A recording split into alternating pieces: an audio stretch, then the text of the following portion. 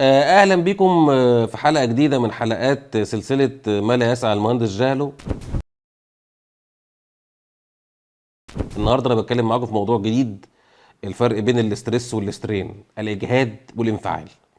طبعا لو حد بيسمعنا ملوش علاقه بالمجال الهندسي، الموضوع بسيط جدا. انت مثلا لو انت زعقت لحد، انت لو انت قلت لحد كلمه وحشه، انت لو انت خبطت حد، زقيت حد، ده كله اسمه جهاد. رد فعله بقى احنا بنسميه الاسترين، بمعنى ان انت اي مؤثر خارجي، المؤثر ده احنا ممكن نقول عليه اجهاد، واللي هيحدث بعد كده بقى او رد الفعل على الشخص ده احنا بنسميه الانفعال. زي بالظبط حتى الكلام، حتى كلغه عربيه هتلاقيه كده اجهاد وانفعال. طبعا اكيد حد مثلا بيعمل مديتيشن او قاعد مثلا ضارب الشمسيه وقاعد على البحر، فاكيد هو ما فيش اجهاد عليه، فلازم الاجهاد ده يكون ليه سبب. يعني الاجهاد ده لازم يكون حاجه بتسببه. احنا في الهندسه اللي بيسبب الاجهاد الا الفورس للمومنت، للقوه للعزوم. الاثنين دول هم اللي يسببوا اجهاد. وانس ان في قوه، وانس ان في عزم، يحدث استرس او يحدث اجهاد. الفورس دي ممكن تيجي من سكك كتير، يعني ممكن نتكلم عنها في فيديو تاني، بس القوه دي ممكن تيجي من سكك كتير. ممكن تيجي من بريشر، ممكن تيجي من حمل موزع ديستريبيوتد لود، ممكن تيجي من بادي فورس يعني زي الماجنتيك، ممكن تيجي من حاجات كتير، ممكن نتكلم عنها في وقت تاني. بس اي قوه او اي عزم، العزم ده برضو ليه انواع، ممكن يكون تورك، ممكن يكون تورشن، يعني ممكن يكون مومنت، فبيسبب انفعال.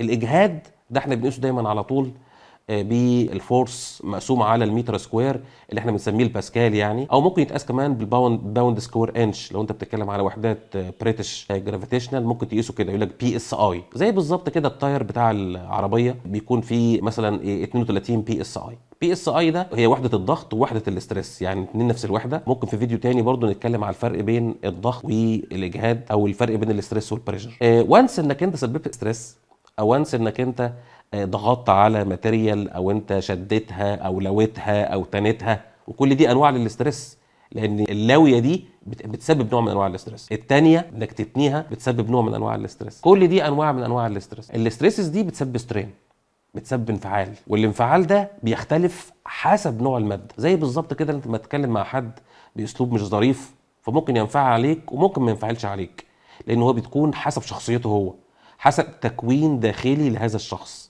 نفس الكلام في الماتيريال، حسب التكوين الداخلي لهذه الماتيريال. ففي ماتيريال ممكن يحصل لها ان هي تتني قوي، او ممكن تتلوي قوي، وات ايفر يعني، حسب نوع الاسترس. لكن اللي بيحدد هي الخصائص بتاعه الماتيريال. يبقى الاسترين مرتبط بالماتيريال وهو ناتج للاجهاد. عندي اجهاد، الاجهاد ده حدث لازم يحدث بعديه استرين. الاسترين دوت حسب الماتيريال ايه، هي الماتيريال دي نوعها ايه، تكوينها الداخلي ايه. الاسترس والاسترين دايما بيكونوا مصاحبين لبعض، ده مع ده على طول. وانس ان حدث ستريس لازم يحدث معه استرين. الاسترين ملوش يونتس، لان هو عاده بيبقى طول على طول او زاويه او وات ايفر، فملوش يونتس. الاستريسز اليونتس بتاعتها هي زي الباسكال، زي الميجا باسكال، زي البي اس اي، والاثنين بيكونوا مترابطين مع بعض بنوع الماده.